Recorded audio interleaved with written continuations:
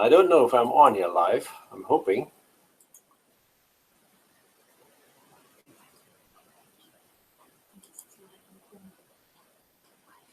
Where? Am I on? Hello? Can everybody hear me? Hello? Ah, there. Okay. Ah. Am I on? Hello? Can everybody hear me? Hello? Ah, there. Okay. Ah. Am I on? Hello? Can everybody hear me? Hello? Ah, there.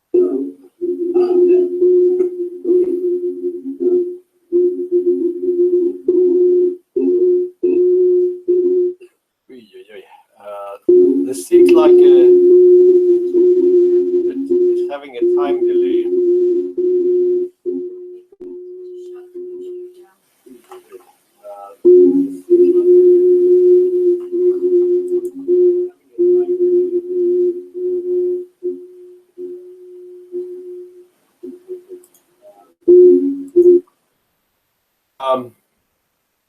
I'm making the assumption here that you can hear me. I'm not sure, but I've been told that it works. So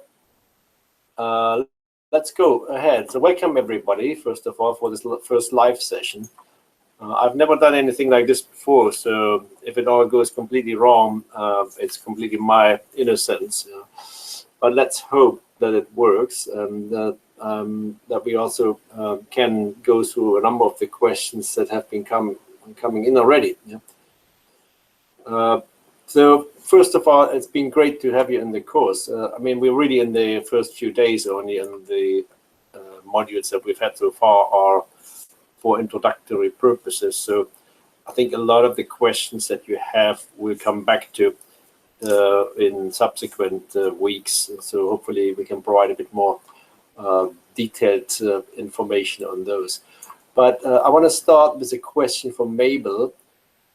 She is asking, when authors recommend to grow more on current farms, doesn't that in turn allow more use of fertilizer and chemicals? So, and I think it's very much this concept that we will talk about in week 4 more on sustainable intensification.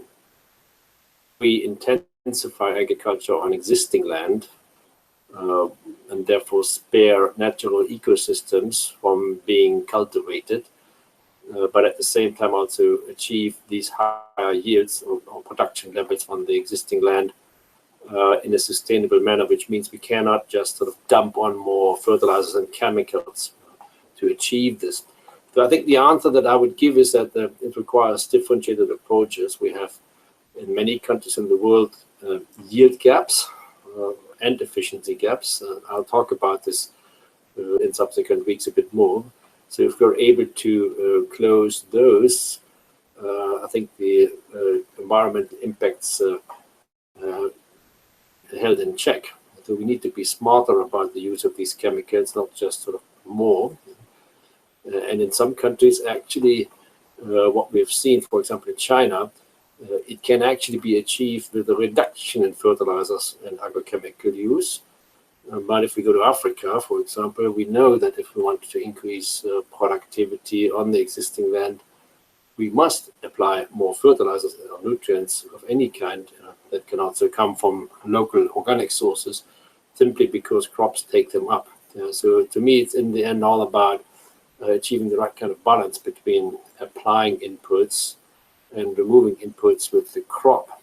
If we apply inputs more than what the crop obviously needs, then we pollute the environment and also have economic systems. And when it comes to pesticides as another chemical category, it's the same sort of principle. We can increase productivity on existing land, not necessarily just by spraying more, but being smarter about the use of pesticides, using also agronomic and agroecological principles to control pests, and then only resort to chemical control means when it is really needed, as opposed to, let's say, a calendar-based spraying, because we want to prevent these pests. So I think it is possible to achieve this, but what it means is we need to be more knowledge intensive, more diligent, more precise about these things. And then I think we can grow more food on existing farms. Second question, let me scroll down here, what we've got here. So there was a question from Angela Bastidas. Hello, Angela, I'm not sure if you're around. And their question is, should a country pursue food sovereignty or self-sufficiency on essential food commodities, or specialize in some crops and complete the food basket through global trade? That's a great question, I think. So I'm not a trade expert. Will Masters, who will be talking later in the course, I think is the person who can speak about this a lot more. But I think it's actually a very interesting question, because when you look at the history of mankind, nowadays we have a situation where even so-called local crops that we think are local crops have actually originated from many other parts in the world. There was a paper not long ago that makes this point that about 70% of the food that we grow in a country is actually crops that did not originate in this country, so they've come from other parts in the world. So, for example, here in the UK, we have become addicted to potatoes, but this is a native crop of South America. So, and 70% of the food consumed is of that kind. So I think every country needs to have its own targets for what it can produce locally in an efficient manner, because it still has to be in the end competitive with a world market. It's very difficult to have a sort of a system where you say, well, we're going to produce it all ourselves, but then it's actually inefficient. And so I think a balanced approach of that is needed, and also a realization that certain things will always need to be imported to some extent. And so I think if we look at it from that angle, then everybody can really create a policy around this. And it can be very different. So if you look at China, for example, the Chinese government has always had a strategic target that for major commodity crops, such as rice or wheat, for example, China as a huge country needs to have about 95% self-sufficiency, simply because it's a food security risk otherwise. Even if it could have the money to import more, it may not be available in the quantities that a big country like China needs. The country where I live now in the UK, we don't really have self-sufficiency targets anymore. We grow about 60% of our food, and the other 40% is imported. So in a way, we rely on the supply chains of 6 or 7 supermarket companies for most of our food, and therefore food security. And I think that's gone too far too. So I actually think we could have a higher level of self-sufficiency, maybe going back to where we were 20 or 30 years ago, closer to 80%. So I think in that range, we could be quite competitive. So very good question, not a straightforward answer, but hopefully gives you at least some pointers.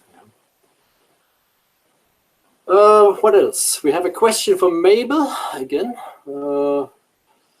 How can smallholders, especially in Africa, grow more when climate change has affected production patterns?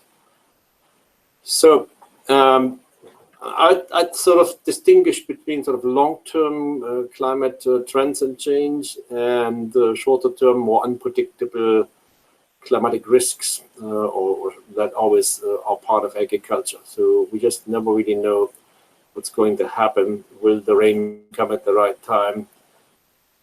Will there be a storm devastating things? So always difficult to do. So I think the primary approach there is what has lately become known maybe a little bit as a buzzword, even, as climate smart agriculture, where people really have to find the right kind of adaptation strategies to cultivation practices, but also other technologies, including varieties, to a harsher climate. And there are actually quite a few good examples where science in particular has made good progress in developing more climate-proof genetic stocks. So, for example, varieties that can tolerate drought much better, or heat. Or in Asia, one of the breakthroughs on that side that I know very much about was the development of flood-tolerant rice, which flooding in lowland regions in the deltas in Asia is a big problem. It's also supposed to increase as a result of climate change. So one of the measures for that is to develop rice varieties that can survive 2 weeks or even 3 weeks being completely submerged underwater, and when the water recedes, continue to grow almost normally. So I think there's a fair amount possible on this, and I think there's also been quite a bit of effort to develop similar kind of solutions for smallholder farmers in Africa. Drought-tolerant maize varieties are just one of these examples. So yeah, climate change makes it more difficult, particularly for the regions in the south where heat and drought will increase and also the risk then. But I think there are many opportunities to counteract this. And it just requires, I think, a serious effort to taking these things seriously and also investing in them. And I think that's also a pledge that I have in general to governments, but also international donors, to really make sure that investments come to help develop the countermeasures, both on the technology side, but also supporting farmers in other schemes, for example, crop insurance schemes to protect them from crop losses that could be caused by climate risks. So we have a question here from Ilwa Silan. Can we sustainably produce enough for communities by using only organic farming methods? We are working with refugees on farm production only through organic means. Are we being too idealistic? And there is also a related question from Rochelle. Many people want to move toward organic, fresh, healthier foods, but they cannot afford it. How can we make those healthier foods cheaper for people? Well, again, great question. So I'll be pragmatic about this. So I've been watching for many years this debate about what's the right kind of food to eat and how should we grow it. And sometimes it can get quite idealistic or even ideological, this debate. Some people say, well, we have to go all organic. Some people even, and there have been even papers written about this, trying to calculate this, claiming that we can feed the world by going all agriculture, organic agriculture. I don't think that's possible. I really don't think that's possible, because if you think about this just in terms of the nutrients and the nutrient cycles that you need to manage to get the right kind of amounts of nutrients everywhere in the world into organic farming systems and the different kind of nutrients, I don't think that's feasible, because they have to come from somewhere. They don't just sort of grow in the soil, they have to come from somewhere.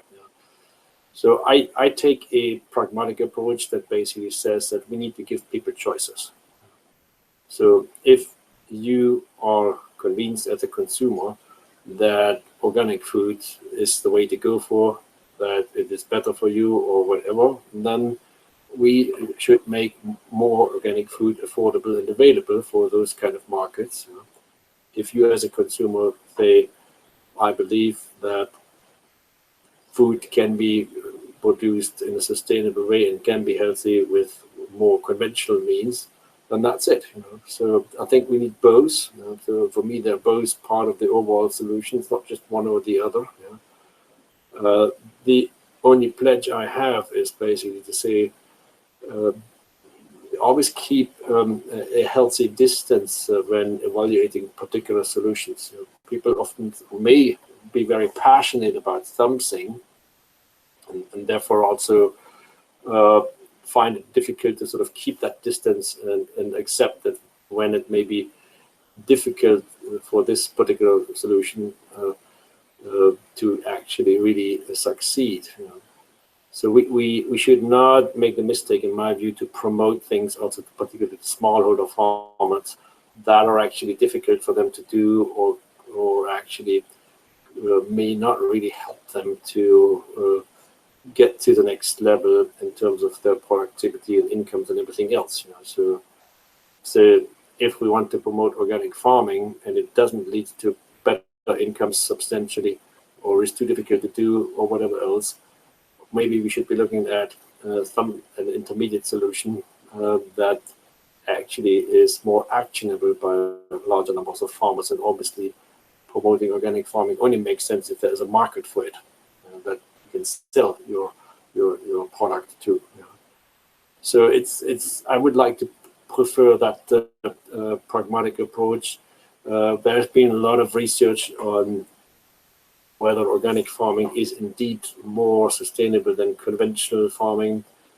I have a problem with the term conventional farming, because what does it actually mean? I've never seen a farmer in the world who would like to be called conventional. Every farmer is, even a small, poor farmer, is in some form an innovator. They're thinking deeply about how they could do a better living, how they could manage their field better, their soil, whatever. So they're not just conventional, they're constantly thinking about things, trying to improve things. So for me, they're all farmers who have absolutely no interest in doing something damaging to their field or to the environment they live in. Why would they do that? I don't think that's what they want. They may not always do things right compared to what we think they should be doing, but they're trying. So we're already making that comparison to organic versus conventional. I find that very difficult. It's often a bit of an academic debate to me. What I'm keen on is any kind of best management practices that have a sound basis, that work for a farmer, and then let the farmer be the judge. We shouldn't judge what's right or wrong. Farmers should be the ultimate judges, choose what they can actually implement.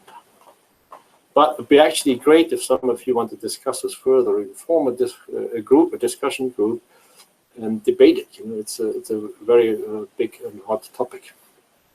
And I think probably we'll come back in one of the other live sessions with Ken Giller on that too. Another question from Jean-Claude. What do public institutions think on promoting smallholder farming in developing nations, and what impact does this sector have on the global economy? I think in general it's recognized, and Ken Giller has made this point in his lecture already, that smallholder farmers are an enormously important component of the world food system.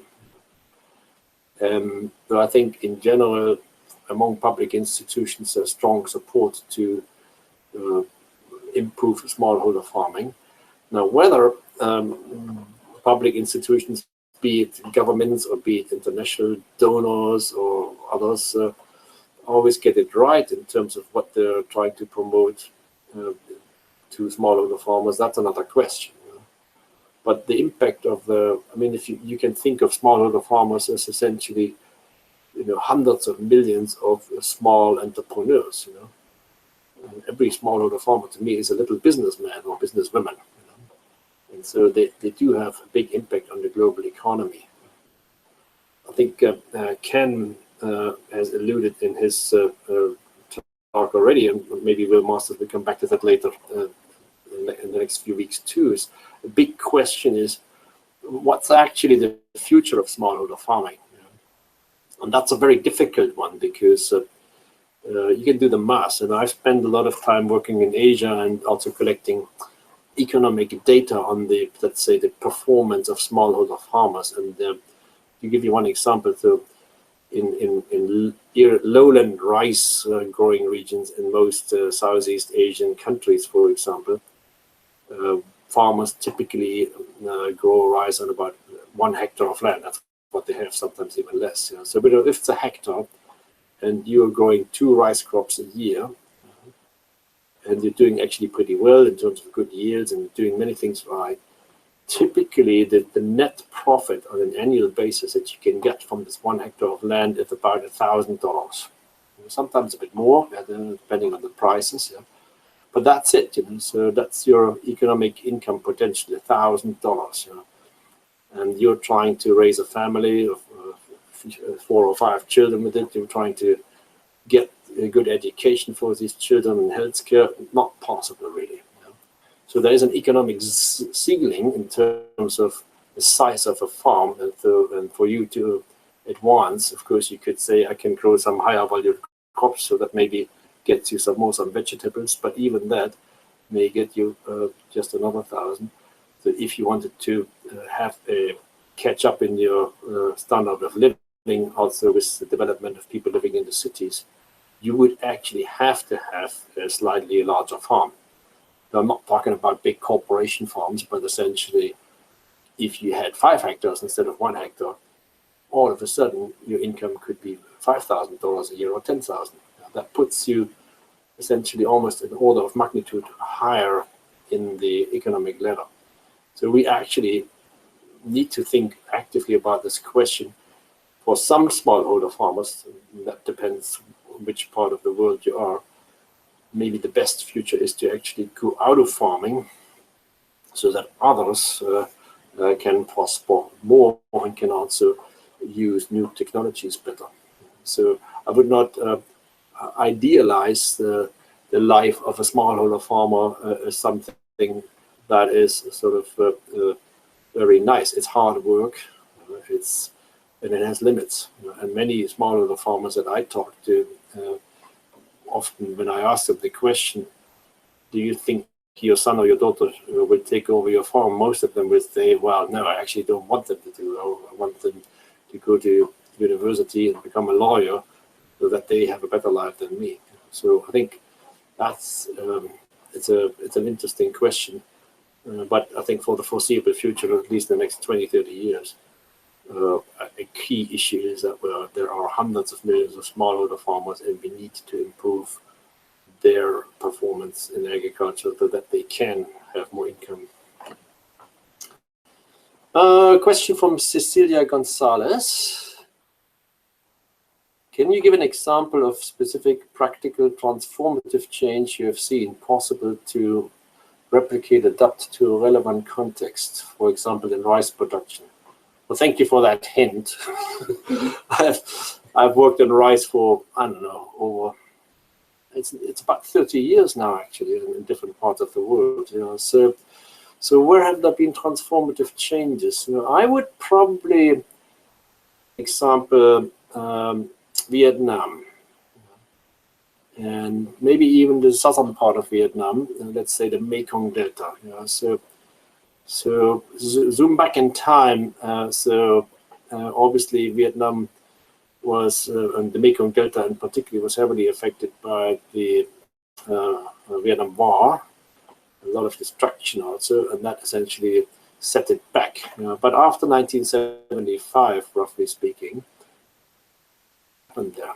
So a big transformation happened in terms of how the Vietnamese government transformed the Delta by, first of all, improving its infrastructure in terms of irrigation and drainage, roads and everything else, which then enabled farming to bloom, and also a lot of degraded land. There are some very difficult soils there, so acid sulfate soils, for example, actually enabled them to become productive environments.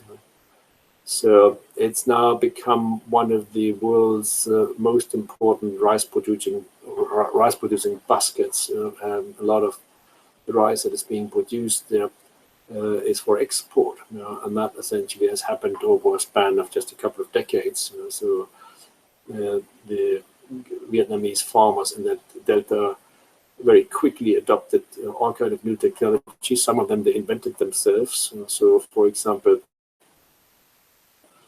pumps for irrigation, which were based on two-stroke engines that were actually brought in as part of the American War for outboard engines to drive boats on the canals. They turned those engines around and made them into irrigation pumps. So that triggered a little small machinery revolution. Then later they put 2 wheels on these engines, and they had 2-wheel tractors. They could put other implements on it to operate in the field. So a lot of engineering and innovation, and then other scientific breakthroughs came in, the development of modern rice varieties that were rapidly spreading. And then in recent years, we've seen a change again. So first of all, towards more labor saving, more water saving production techniques.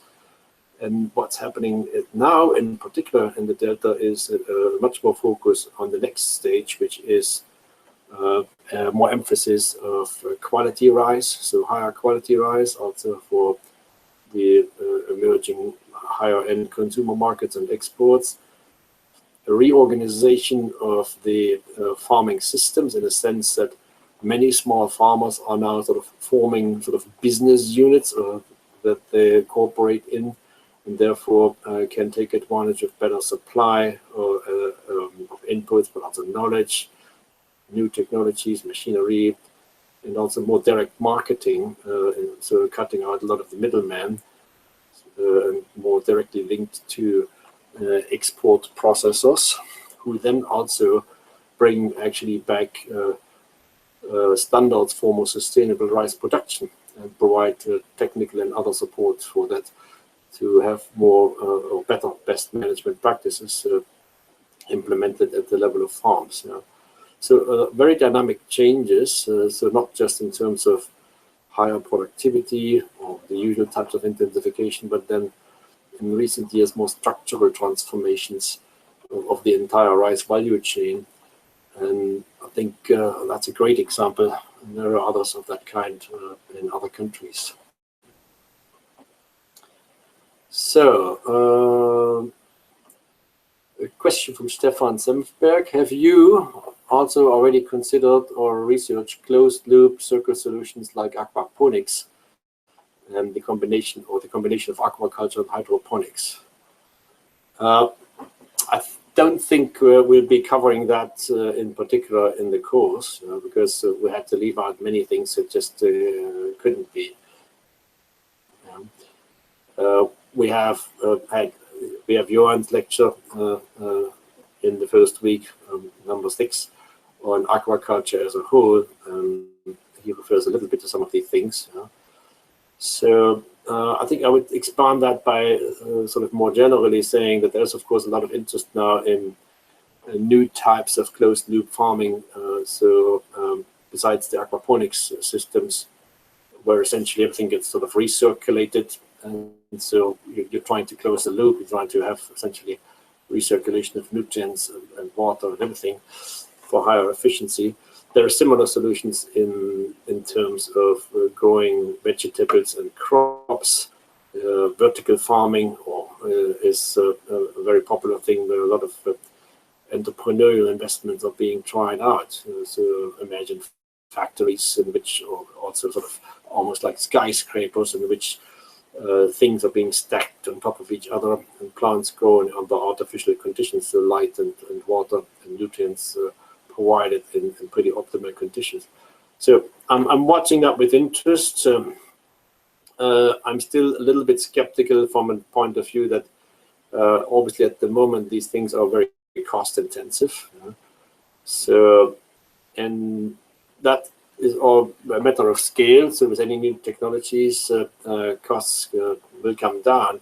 But the big question I think we should not forget about is that you can only produce a certain amount of food that way, and only certain kinds of food. Whereas when you see where the bulk of the food comes from, so 60 or 70% of the calories consumed in the world are essentially just 3 or 4 crops. I don't think you can produce that in these kind of systems. You have to have land-based agriculture in a very efficient manner. And then any of these new solutions, these new technologies, these more circular systems could be useful supplements for that, for really if they can be made cost efficient, and if there's also a market for that. Okay, Rochelle has a question. What's my take on factory farming for livestock production in connection to environment and public health? Yeah. So Michael Lee has talked about livestock already in the first week, and we'll come back with another lecture in week 4 or 5, I believe, in which he'll talk a bit more about the actual sort of solutions for sustainable livestock farming. I'm actually concerned myself about the fact that when it comes to livestock farming, we've probably gone too far in terms of the way it is done and also how it is disconnected from other forms of agriculture. So if you go back a few hundred years in time, if you wish, we had much more integrated farming systems where farmers were producing both crops and livestock, obviously. And you could therefore also have a better integration of resources. Manure could go back to the fields. Whereas what we have now in many situations is a concentration of livestock far away or in a less connected way from cropland farming. And then we create all kinds of problems in terms of manure, effluent, greenhouse gas emissions from confined animal operations, and then, of course, the animal health and welfare side of things. So no matter what you do, even in the finest confined animal facility, the conditions will always be a little bit different from a more extensive or more natural way of raising these animals. So I think I would argue that at least in many development countries, we have fairly good sort of and also monitoring systems that ensure at least a minimum level of animal health and welfare in these systems. I think, but we still have problems all the time, outbreaks of diseases, all types of things too. So where should we go? I think it depends very much on the kind of livestock. I believe, for example, that it is possible to do beef and sheep production on grassland in a very sustainable manner with a relatively limited input of external inputs and also therefore under conditions that are pretty good for the animals themselves and for the environment. So that's what we're actually working on in a lot of our research. So to actually demonstrate that this is doable and can also be profitable. And if that's the case, then I think eating this kind of meat, we should be feeling actually okay about. We shouldn't feel guilty that we're doing something because humans, by and large, as part of a balanced diet, unless they have other reasons, should consume certain quantities of meat simply because it's a highly nutritious product. But it depends on where it comes from and how it's raised and all of these things. I think for other parts of the livestock system, that's a little bit more difficult to achieve.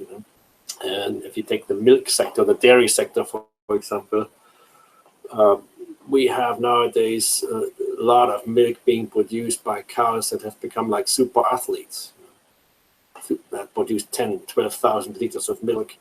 They actually physically are such breeds now that they couldn't actually graze that much and walk around. They're just too big, in some ways. So we'd actually have to recreate a different cow, if you wish, and that could be raised under more natural conditions. The big bottleneck that we have there is essentially the price. So if consumers would be willing to pay twice as much for the milk, which is often nowadays even cheaper than bottled water, which is quite ridiculous. So if we were willing to achieve that, then I'm pretty sure that we could find much better solutions for livestock farming too. So anyway, again, that's a long topic. You should actually also have more discussion on that, and maybe also with Michael. All right, so we have another question here. Peter Yut from Bangladesh, I believe. What is your recommendation to attract young people in agricultural sector, especially in farm mechanization and rice value chain activities in Bangladesh. So, well, I don't know how many of you are young people and work in the farming sector. Yes. So the first question is, why aren't you doing it? If you're not of that kind. I grew up in a farm in East Germany, and when I was 16 years old, I decided to leave. Simply, I guess, perhaps, even though I enjoyed doing it, and I also enjoyed driving big farm machinery, and did this actually for a few more years. I didn't find it that attractive as a career, simply because I felt there were more other interesting things to do, you know. And I think every one of you, when you go through that kind of self-analysis, you will find that, well, perhaps that has happened to you too, or some of you at least, you know. And that's, I think, what we're facing. You know? So every young person in the world is looking around for opportunity. You know? And nowadays, particularly in the age of internet, you know, when you can see what's possible out there in the world beyond your little village, you know. So people will be aspiring to do these kind of things. The only way to keep them, particularly also the smart ones, you know, we want also very smart, really entrepreneurial, clever young people in farming. If you want to keep them involved in that, the opportunities need to be of that attractive kind. You know? And that is not easy. It's just not easy. I just can't see that happening if your prospect is to take over a poor smallholder farm from your father. That is not going to be attractive to young people enough. There's a few exceptions. You know?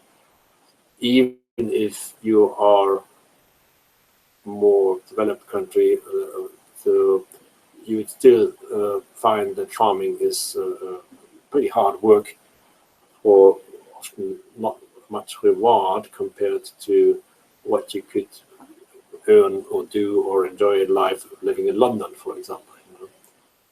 So I don't have a clear answer to that. You know? So I really hope that if farming is of an attractive kind, meaning you have to bring it down to things that are attractive to young people. What are others? You know, it needs to be cool stuff. You know, really, you know, machines that are interesting, you know, electronic tools, smartphones, whatever. Using modern things as opposed to ancient things that are drudgery and are not attractive. You know, so having a modern approach to farming, not just farming itself, but the whole business chain along with it. There are definitely attractive jobs available for this, but that can only be for a certain number of people. I don't think it will work with the current model of millions and millions of relatively poor smallholder farmers. June has a question. Are farmers assisted to restore ecosystem functions such as watershed hydrology, native plant communities, to assist with sustainable water practices, pollination, insect control? The answer is yes and no. I'd say it really depends on the country. You know? So here in the UK, for example, and in other countries in Europe, where you would have funded programs, or also EU-funded programs for sort of greener landscapes, in which you as a farmer can receive money for implementing things. So, for example, planting strips of flowering plants along the margins of agricultural fields, which would then provide habitat for pollinators and other insects and things. You can get paid for that. Yes. So, but these are essentially subsidy programs that support certain of these ecosystem functions. And it's the same with watershed type of measures, flood control, or in the US, sort of more conservation payments, conservation agriculture type of things.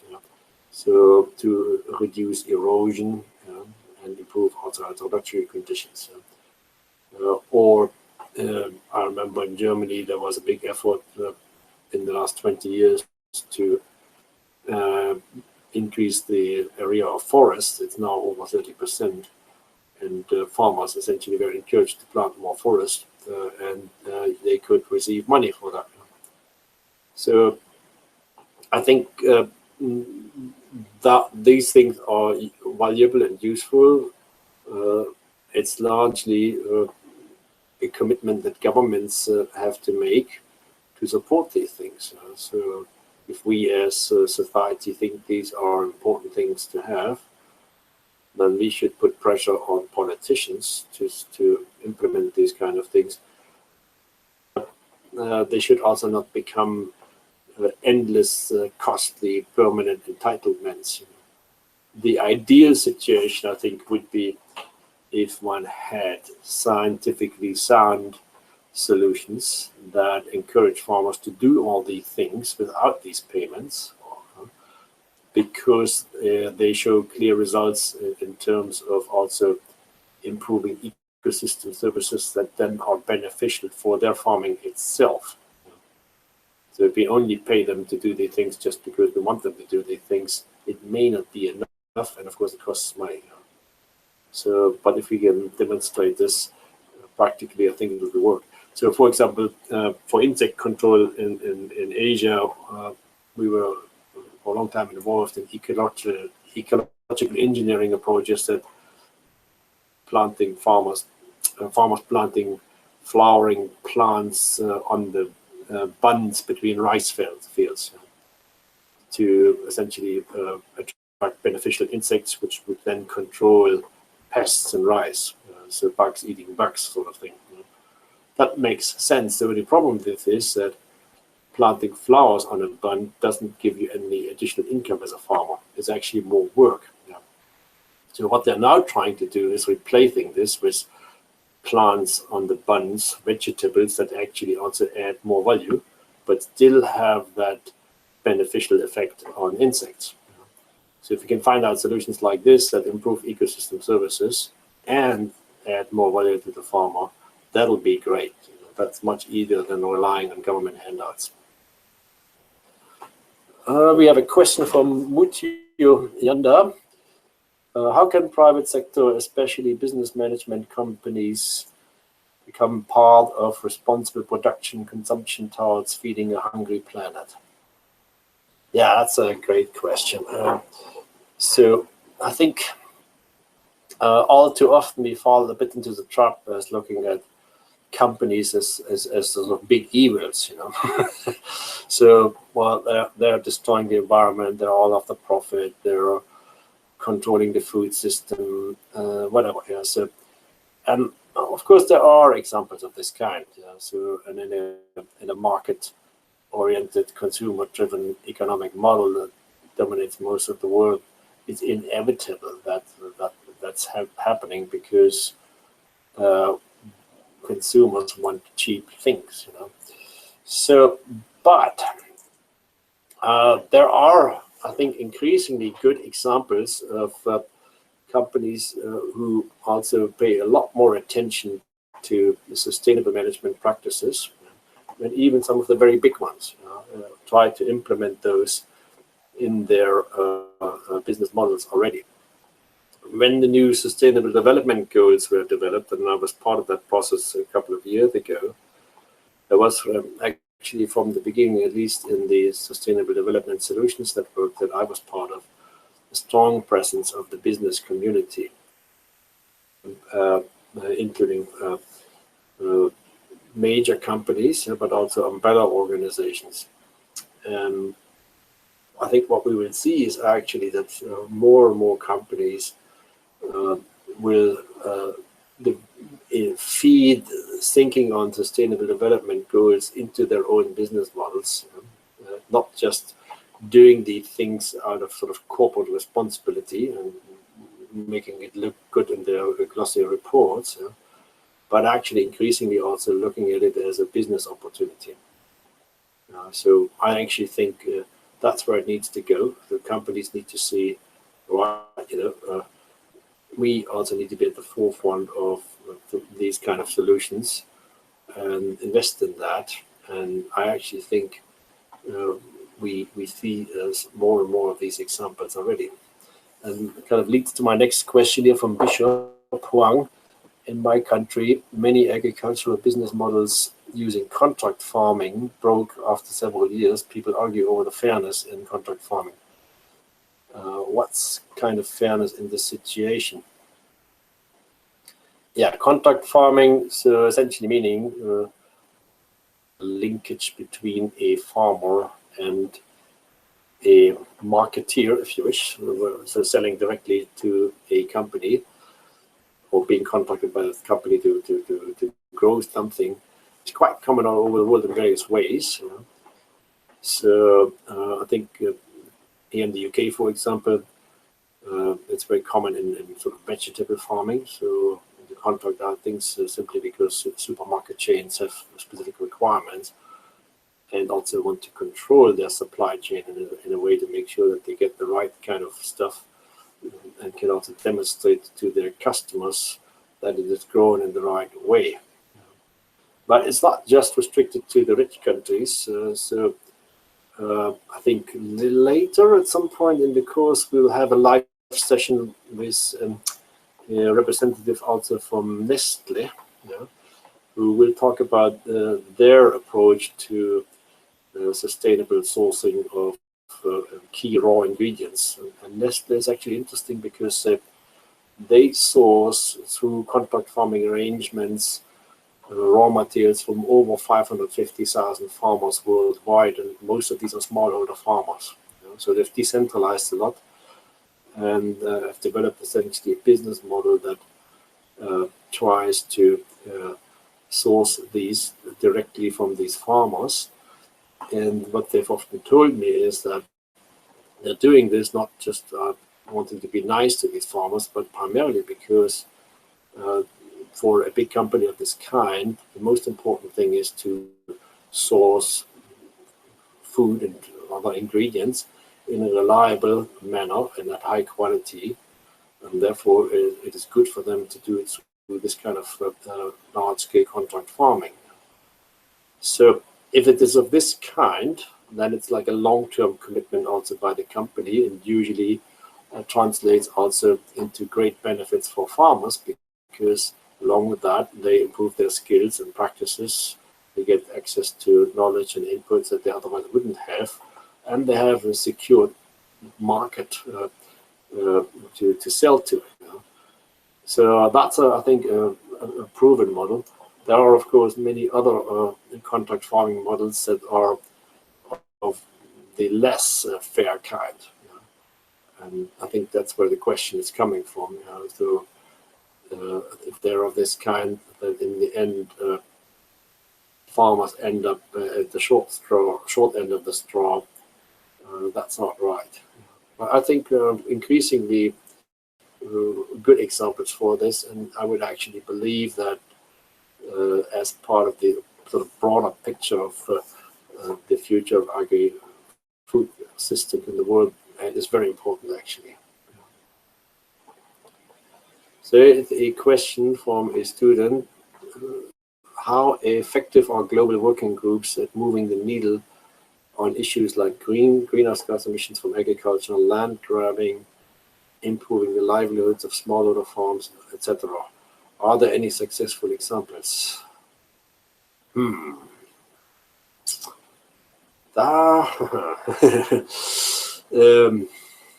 That's a good question. I sometimes wonder this myself.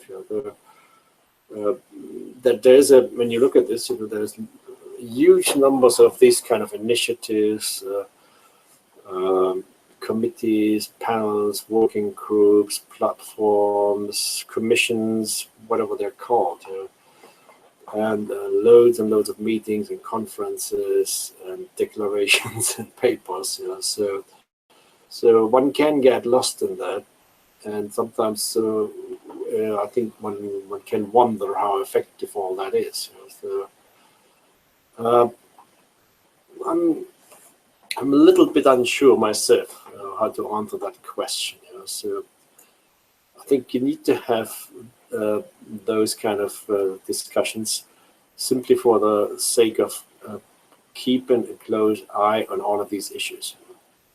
one needs to discuss any kind of wrong forms of land grabbing. One needs to develop clear standards and guidelines for that, and also constantly bring those to the attention of policymakers in countries to make sure that there is good governance for those. So for these types of political issues, I think it's important to have these global working groups to simply just make the best knowledge available, package it into recommendations that could lead to the right kind of policies at a country level. When it then comes to the actual impact, of course, that very much depends on what countries and other things do with it. Are there good examples? Let's think. I guess one could say, although I don't know too much about it in detail, but I would guess myself, because I haven't been involved in it, but I guess one could probably cite the sustainable oil palm platform as a reasonable example where stakeholders of the global kind have come together to basically forge better approaches for oil palm production, particularly in the context of not chopping down more of the tropical rainforest, or whatever these things need to be done, and do it in a more sustainable manner. And I don't think that would have happened if it didn't have this sort of global drive, that global advocacy from various stakeholders that essentially then also forced the major companies to come together and approach that and also influence the governments in which these things are happening in countries. So maybe that is an example that one could cite. Greenhouse gas emissions is an interesting one, because there are also examples for this on stewardship practices for nitrogen management in grain farming in Canada. So with the goal to reduce nitrous oxide emissions. So I think that's another one that comes basically from the global understanding of what agriculture contributes to climate change and how one could mitigate it, and how one can then translate that into that kind of action on the ground. So I think in that space there are a number of examples of this kind too. Question number 15, Yannick Trost. How does climate change affect demography, which in turn affects food availability and climate change again? I'm not a demographic expert, so I can only venture a little bit of a guess here, I suppose. But I think it definitely has an impact on migration, I would say. So places where it becomes riskier to grow food will definitely be places where people will leave. And I guess it does play a role in the migration we see out of certain North African or Eastern African countries towards Europe and also from the Middle East. So whether one can sort of attribute this to climate change alone, of course, is a bit too simplistic, but it certainly has impacts on that end, and it's largely related to the fact that hungry people or angry people will do desperate things. So I think there is a general concern that for that reason, if there is more frequent occurrences of climatic extremes, more of those volatile demographic situations could happen. So migration is one of them, but you could also see more of the food riots kind and other types of things. So maybe that's what I can say about this. June has another question. Are farming cooperatives useful and beneficial to farmers and to help provide market access, machine share, education globally? I'd say yes, absolutely. Yeah, I've seen many good examples of cooperatives. Some are more sort of traditional cooperative farm style. Some are much more business-oriented and entrepreneurial. I think it's for me, it's one of the fundamental ways of sort of reorganizing farmers in a way that benefits them all. So let's take an example that again from my sort of experience in Asia.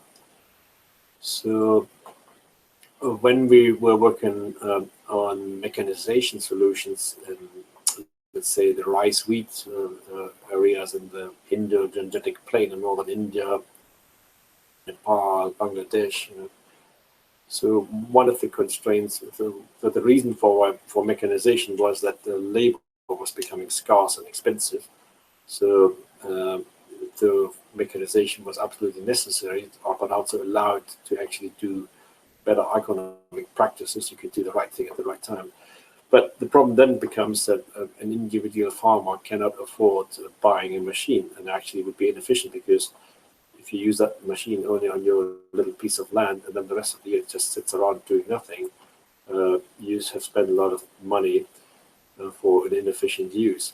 So the best thing then is for several farmers to come together and say, we're going to pool the money, we're going to find a model that then one or two or three of us become the experts in driving this machine, and we organize ourselves such that the machine becomes available to all of us, and we schedule it, and we essentially service each other or even pay for the service into the pool. So lots of examples of that kind for machines like laser leveling or four-wheel tractors that could do tillage or drill seeding equipment, but also combine harvesters and things like this. I think it just is a much more efficient way to do farming for these types of situations. And if it's particularly then also can be combined with buying supplies as well as marketing the crop, I think it's absolutely essential to do this. For me, there's a lot more potential to develop. I'd say particularly also in Africa. So it looks like we've nearly filled an hour. Been very interesting. So not always easy to give you a very clear, precise answer in this kind of setting, but hopefully it's helped you a little bit. I should at least share my views. Next week we'll discuss why agriculture is, in my view, at the center of sustainable development. So we'll have a live session on that one on Sunday, actually, April the 2nd at 10 a.m. Greenwich Mean Time here in the UK.